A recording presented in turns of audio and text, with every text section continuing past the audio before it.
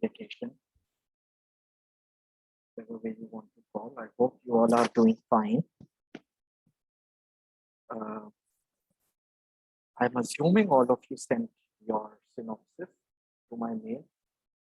Maybe some of you I have not given any feedback till now. I think some of you, most of you, yes. But I hope at the same time you are also working on your project, which is due this month, middle of this month. Recheck the schedule. I think already I am telling you because usually they are very strict about project deadlines. Wait, I'll just remove the earphones because there are offline students as well. I think this month only you have deadline for phase 1 research projects, right? I forgot the date, but I think it's the middle of this month, right? Yes, sir, it's around 16-18. When is it? Around 16-18. I'm not sure about it, but around 16. Yeah, but just be on it, like keep working on it. That's what I even told you before we started our mini holidays, right? We already started talking about typologies, forms of government. If you recall, let's do a quick recall on what we did before we dispersed for the holidays. And we were already on with the forms of government, typology of government, classification of government, which is a simple, straightforward unit, but then you have to understand these forms of government together with examples. Like, what do they mean? What are their features? What do they imply? What do they refer to? Right. And then what are their characteristics? And how through contemporary examples, like how through present day examples, we can understand better that classification of government which we are speaking about. Okay, that form of government. And in which the first contrast that we are speaking of is authoritarianism versus democracy. Authoritarian form of government versus a democratic form of government. As you already know by now what these are, I will not go repeating again the introduction and orientation about what do these mean. You all by now are quite familiar with what is an authoritarian and what is a democratic in a very broad framework. Then there are a lot of sub-classifications that we will do at the second level with examples again. Like, for example, within a democracy or a democratic form, we have to compare and contrast parliamentary versus presidential. Even within authoritarian, we can contrast unitary versus federal. Or even within democracy, we could compare and contrast unitary versus federal. So there are a range of classification of governments, typologies or forms of government that we are, forms of governments that we are speaking about. Okay, and that's what we refer to as when we are speaking of classification of political forms. Later in the unit, we'll also speak about the fact that what are the contemporary forms of classification. If you look at your syllabus, there is one subunit, some subtopic in this unit on contemporary regimes. Like, we always see countries and nation states going through a transition. So when we see countries or nation states going through a transition, so as part of that transition, is there a new form of political system or government that's emerging? We already discussed recently the example and case study of Afghanistan. A recent example where a transition has happened. So now the question arises as to what is the form of government that country or nation state of Afghanistan will be having upon it. as in the sense it's a transition, but then it's under Taliban. So is it necessarily authoritarian? Now that's the question. Now that's the question. And I think we had a brief discussion about it before the holidays in 1 or 2 lectures as to what are the, still every day some new developments are happening. Certain new changes are happening. It's a transition. It's a transition under a certain form of government. Let's go into the basics first. Okay, let's revise the basics. And that will already do the topic actually. And then we can always think of, I will also give you here in class, even if it is not displayed here, I will speak them out. Examples from contemporary world order. The red lines that will come about are pertaining to authoritarian, and the blue one are pertaining to a democratic one. That's the first thing. Okay. So just keep that in mind. But then I think it will be obvious by examples also when we are speaking about, so what are the factors of analysis under which we have classified these typologies of government? The first one is, and first try to understand that factor of analysis itself, extent of government power. We've talked about power, we have talked about government, but then what is the extent of government power? Uska vistar, uska scope, like extent, like until where, until which point can the government reach out to or spread out its arms, its hands, its power? We always say that power is a central concept in pol science. State power, state actors. We are all, we cannot escape that. And government is part of the state. Government is one of the elements of the state.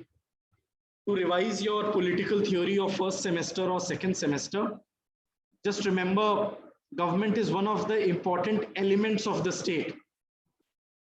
There is territory, there is population, there is one more element. There is a government, there is territory, there is population, and probably there is one more, probably that is power. Yes, control over the territory. So as you can clearly see here in the picture is Adolf Hitler, actually. A very basic example of Nazism in Germany in between the 2 world wars, properly classifying what authoritarianism really is. Government works in its, there are many terms that I'm going to speak, so you can either make notes or ask me if you don't understand.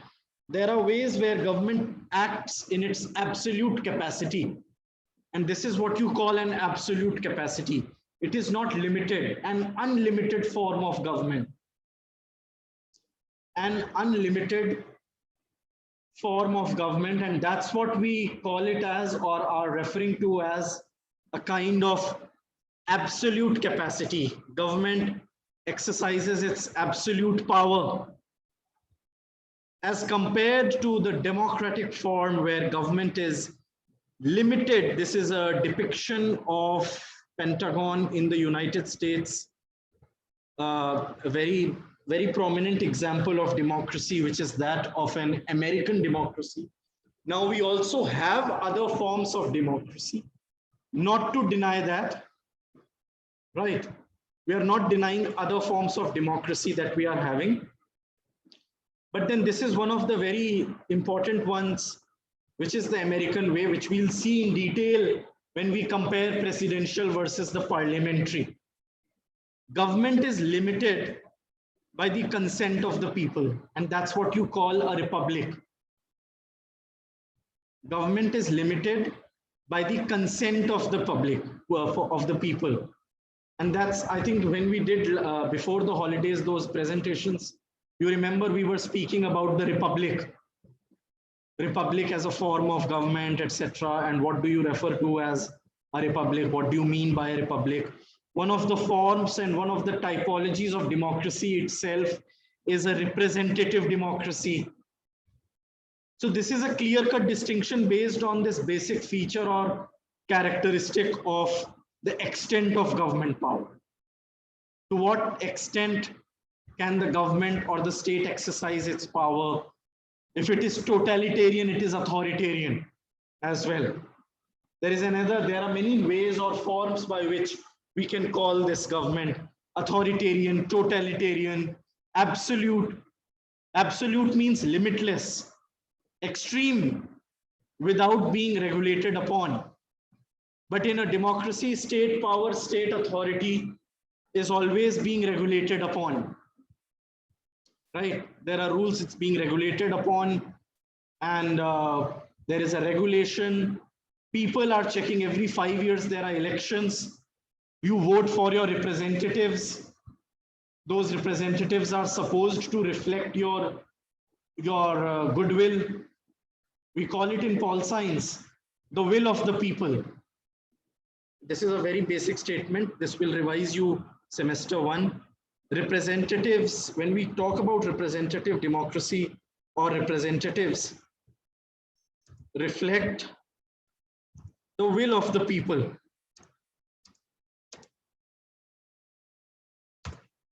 Representatives reflect the will of the people. The will of the people, it's a very profound standard language of calling actually in semester 6, we will do it in detail when we discuss Rousseau's general will. Jean-Jacques Rousseau, as part of a history of Western political thought and political theory. Okay.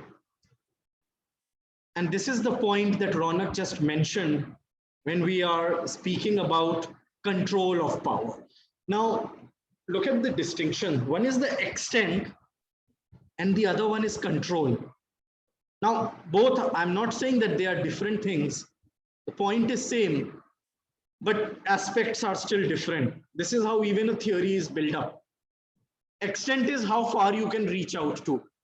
Control is already implying many other disciplinarian actions kind of thing. It's different from the extent of government power. It can even extend out, far out there, outreach, as we call it, no? But control, let's look at the point, and then you will, this is written in German here, which is again a depiction of Hitler only. He was called by this popular title, Führer. If you've read his autobiography, Mein Kampf, My Life, MEINKAMPF, Mein Kampf. So when it comes specifically to holding of power or holding on to power, it's held by an individual or small group. Then later we will see what that small group could be, okay? Because that also includes a military.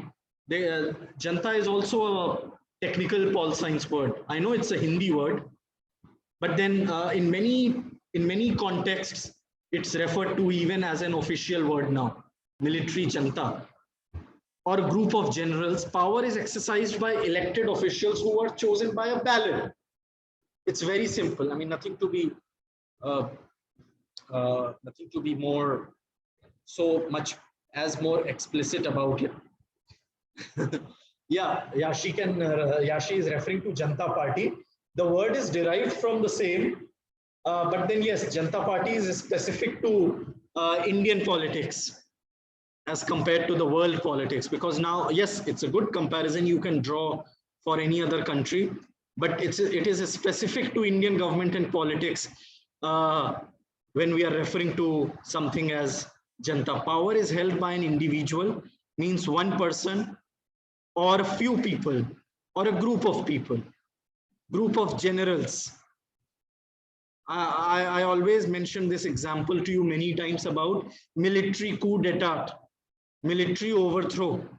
That's a transition from where control of power goes to few people and they hold the power, rather than power being exercised by elected officials who are chosen by a ballot.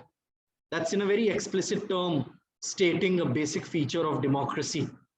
Ballot system, you cast your ballot, it's a secret ballot.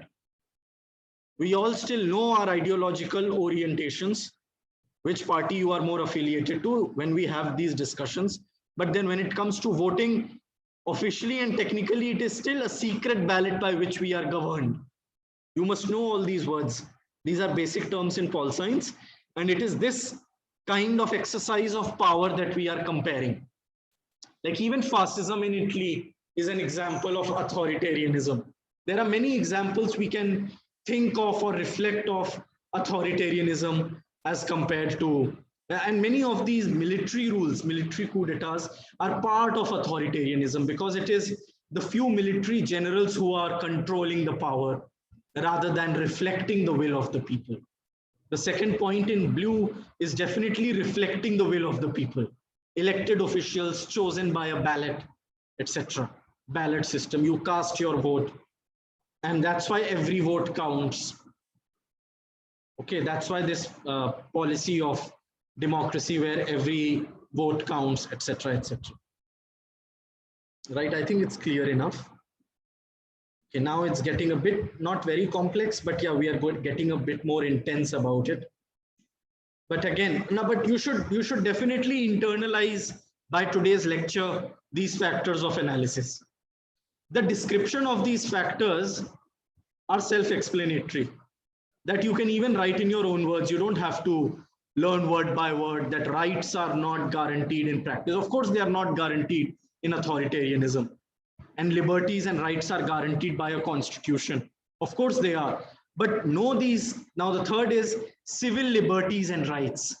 Very important factor when we are talking about any well-being of an individual, well-being of a citizen, any of these civil liberties and rights. In India, I think I gave you examples when we were doing semester 1 in detail when we did Indian government and politics.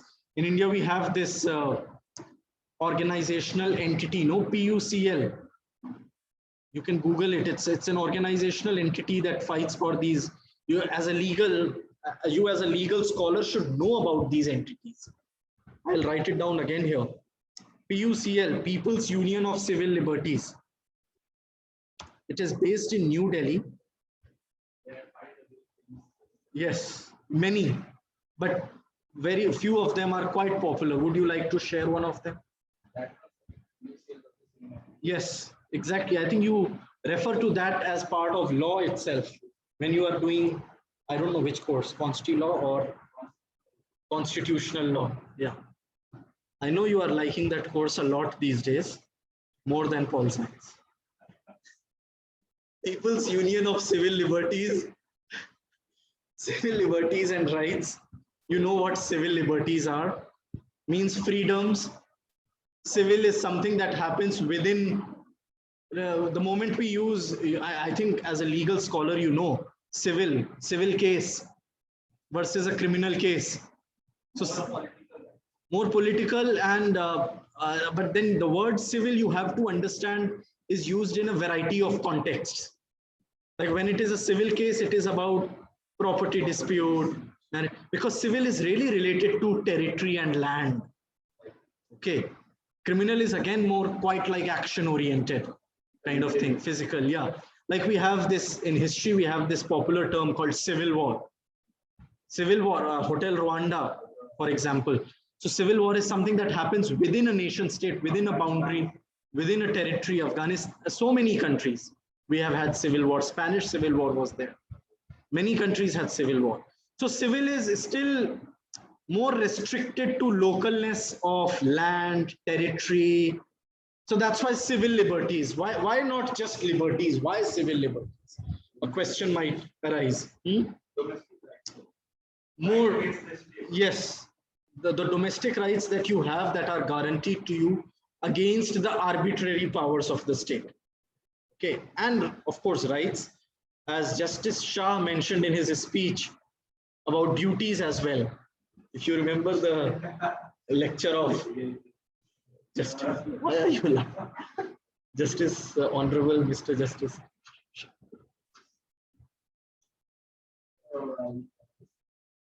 And also he referred a lot to the importance of daughters of the country.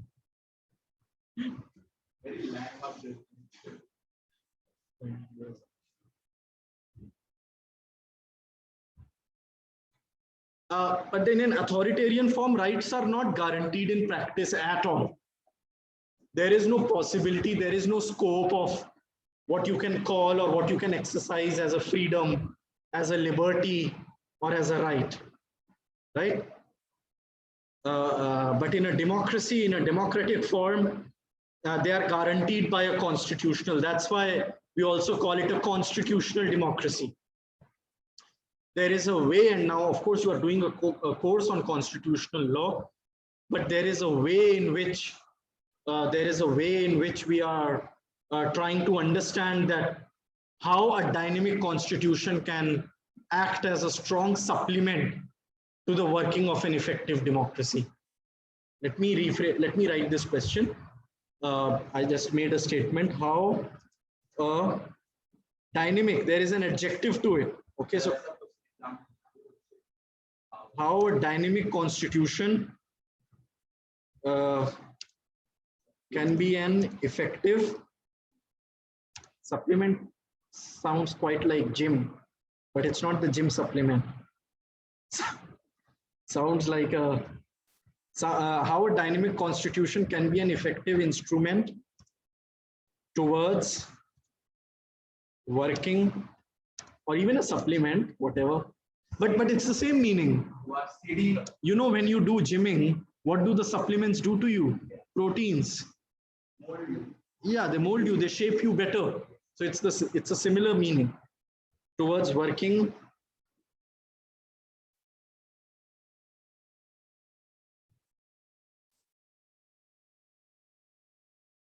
how a dynamic constitution can be an effective instrument towards working of an or an depends on the word.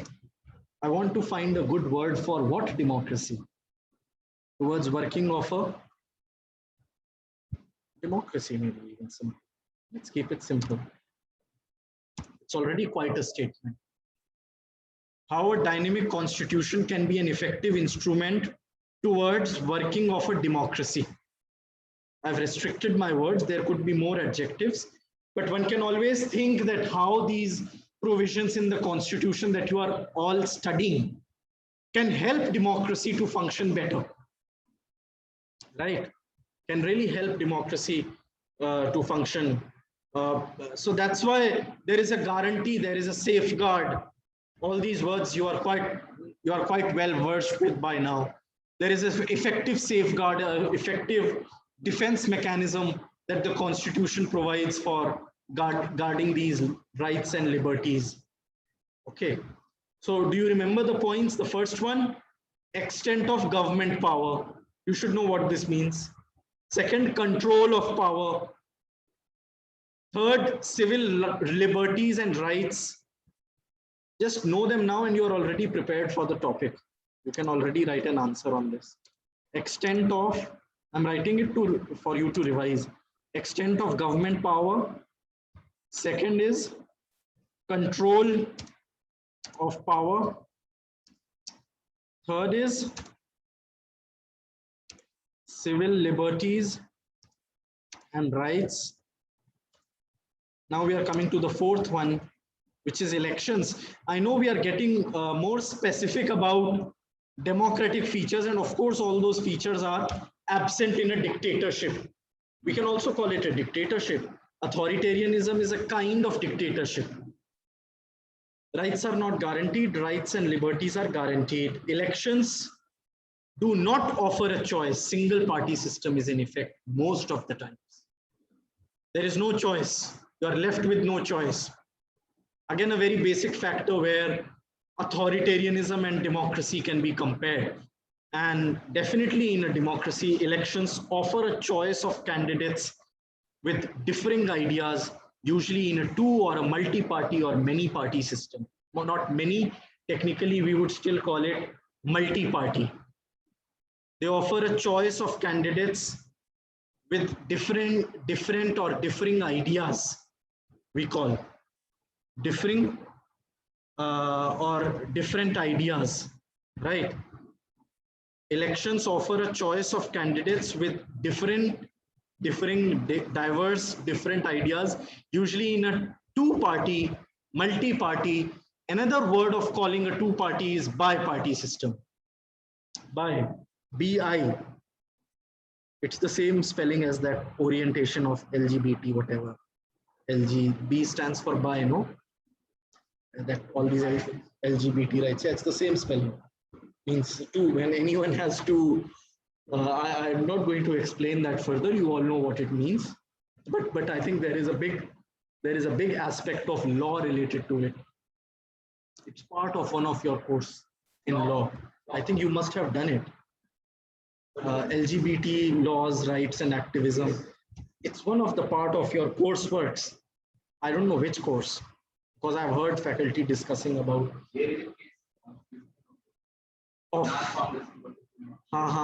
NAS Foundation thing. That is one example. And you know that case. Have you done that in Consti law? Yes. And you are getting Consti law in the picture. But keep Consti law away from me. I don't want to think about it. Otherwise, I'll be distracted. So elections offer a choice of candidates with differing ideas, usually in a two or multi-party system. Midterm elections, end-term elections.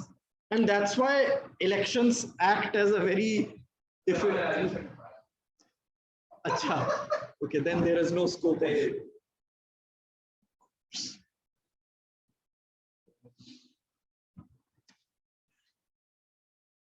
Just a second.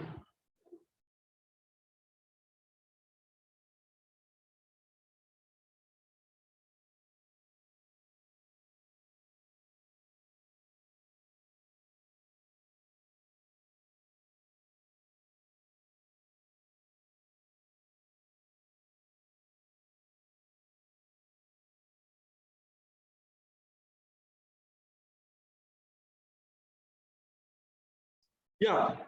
So this was the fourth factor of analysis that we were speaking about, which is that of elections, right? And the fifth one, again, which is very specific, relevant, pertinent, and it applies well to what you are calling about, is what we say rule of law. Now, rule of law is another essential feature of when we are speaking about a democracy or a democratic form of government, right? In authoritarianism, government actually does not follow a rule of law. And in democracy, everyone, including the state, including the government, are necessarily under the rule of law, right? Under the rule of law. Government does, when we speak about rule of law, there is an aspect of rule of law that we are, so we are resorting to a rule of law.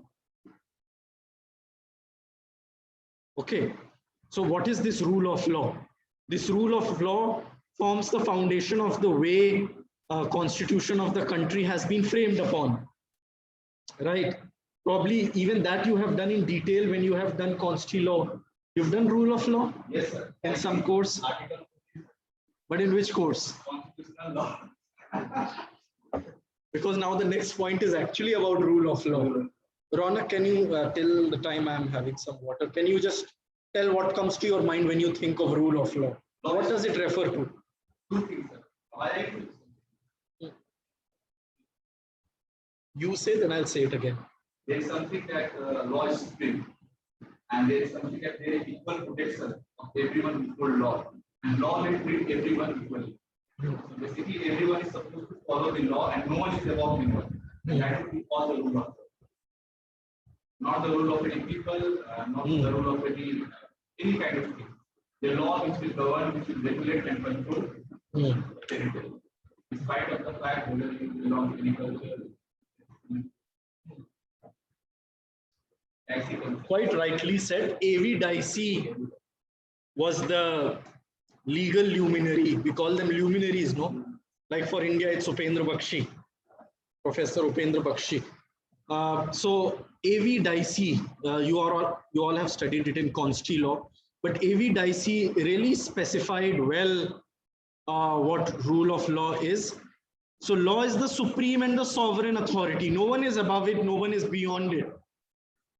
And definitely as part of that supreme and sovereign authority that law exercises, we have equal protection of law, equality under law, equality before law, equal treatment under the eyes of law. So that is, and that's why that's the guiding principle. It's really a strong guiding principle that looks into or ensures that these democratic procedures, all these that we are talking about, order, and next one will be on maintaining the order. So that's why now the point is, in an authoritarianism, totalitarianism, dictatorship, what kind of rule of law is there? Now that's the point. Because see, rule of law also reflects the will of the people and the citizens of the country. It's not an arbitrary thing. It's not a manipulated doctrine kind of thing. Unlike the one in an authoritarianism, authoritarians would say even we have a rule of law. But that's not really a rule of law that Dicey had propounded, right? Yes, you were saying something. Sir, there are two concepts when it comes to the law. Positive and negative. Positive is that there is equal protection before law, that everyone is protected equally before law. And the negative concept is that equality before law. In spite of the fact that you are a king and it belongs to a scheduled tribe or any minority group, it does not matter at all. There is the equality before law. Yes, quite rightly said, and good you clarified this point even better. It's the same as we have positive liberty and negative liberty. So whenever we say anything as positive, that is for your own promotion, your own development, what we call in English self-aggrandizement. I think I've used this word before when we did IR. Self-aggrandizement, like, you know, self, and that's why you need rights, you need liberties, you need freedoms, and that's why you need law. So that rule of law is in a positive sense. Negative is when we use terminologies of negative connotation, hindrance, obstruction, like that. Like when you are limiting something, so even that has a meaning in rule of law in the limited sense. When you are, yes, when you impose certain restrictions, for example, on freedom of speech, because free speech can really violate someone's religious sentiments, ethical sentiments. This entire debate that you are even having in Europe, that terror attack that had happened, I told you once as an example that had happened, Charlie Hebdo, that newspaper that comes out from France, really violated as per a certain norm. I mean, those things are all connected, and that's why we always speak of freedom of speech and expression when it comes to the positive and the negative connotation. Yes, Yashi, it's a very popular case of a French magazine, Charlie Hebdo. I'll write down the spelling here. It was in news for a number of reasons. Okay, Charlie is like Tango Charlie. Hebdo. It's a French magazine. And you know, there was a terror attack that had happened. I remember I was already out of country that time, and it was a big attack that had, yes, in Paris, inside the office of Charlie Hebdo, when they were just having their first executive committee meeting in the beginning of the new year. Certain armed men, they just came and fired continuously at them, and they killed all of them. It was like a massacre of 10-15 people suddenly at the same time, non-stop. And the logic that was given was that Charlie Hebdo really makes a lot of fun and jokes on Prophet Muhammad. There were many. I mean, if you look at and if you Google Charlie Hebdo incident, in an international context, one can always place and think about that. Yes, is that what free speech is? It could be any religion. I know internationally it is Islam at the forefront that comes to the picture, but why Islam? Could be any religion, Sikhism, Hinduism, any Christianity, any of them. Huh? No, I don't want to get to Padmavati right now. That's another level of debate. But that's a civil case. It's not a it's not a local case. It was a national case. It was a national agenda. But then we are not getting there because that was a case more of a politics of identity, I would say. That's my. But then we'll talk about it when we talk about politics of identity. The last one is about maintaining order. Force or threat of force are usually used to keep peace. Like coercion, in state power we use coercion. But then in authoritarianism, it can be easily used. You can easily suppress the entire crowd of people in order to maintain or keep peace. However, in a democracy, you get space or scope for demonstrations in a legal way. Very important point. And that's the legal aspect of it. Demonstrations in a legal way, protests that are guaranteed by law. It's your legal right to protest. Force is used only to restrain that's why coercive power should be used only as a last resort. Make a note of all these statements. I hope online students, you are not sleeping today after the holidays and after the lunch break. Are you getting me?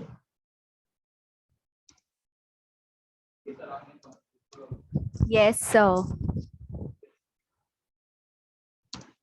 Yashi, Yes, please check Ronak. Why is he taking name of Consti law again and again today? I'm not your teacher of Consti law. Someone else teaches you Consti law. Excuse me. But the teacher of constitutional law used to appreciate it. The constitution is everyone's favorite subject. No. Yashi, I asked you to defend me, but you are defending Ronak. No, sir, I'm just telling you the truth. Such kadwa hota hai. Anyway, coercive power should be used only as a last resort. Yeah, I know Consti law is a very important course. I think in few lectures I may be sharing that as well, some topics of it, because they are related to pol science. Because we should Rule always. of law, sir. We just mentioned. So it is all about rule of law. Yashi, you are saying something. Or no, was it Aditi? No, sir, it was me. I'm just saying that constitution is the rule of law, sir. So that's why Yeah. we need to mention it every time. But you and other online students, did you understand all the 6 factors of analysis we discussed today in contrasting authoritarianism and democracy? Did you get it? yes, sir. Aditi, Raman, Yes, sir. Raman, are you there? Raman, Mudit is not there today. Aditi, Angela is there. Well, I'll take attendance in a couple of minutes, but it's not like just for attendance you say yes, sir. Okay, let me take attendance now. Aditi, Yes, sir. Yes, sir. Present. Raman, Yes, sir. yeah, I hope you were paying attention to what I have been teaching today. Yes, sir. Yes, sir. Did I you couldn't under- turn on my mic. Okay, did you understand all the Yes, sir. Yes, sir. Angela?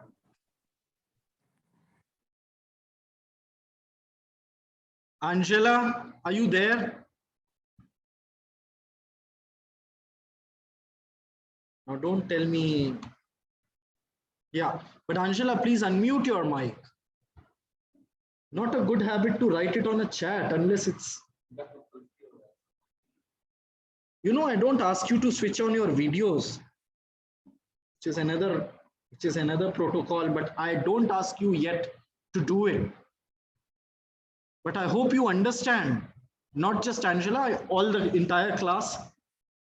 Can't just write casually on a chat, yeah, you are present, yeah, you are there. At least even if you are paying attention to the class at the end of it, have the courtesy to unmute your mic and say yes or present. Or even in the middle of the lecture, if I ask, did you get it? Did you understand? Have the courtesy. I mean, at this stage, I'm not supposed to teach you moral science and ethics, but I hope you understand as a teacher, as a professor, what my point is. Are you getting me? All of you, all online students. Yes, sir. Yes, sir. If you disagree with me, tell me that you disagree on a certain point. Brijain,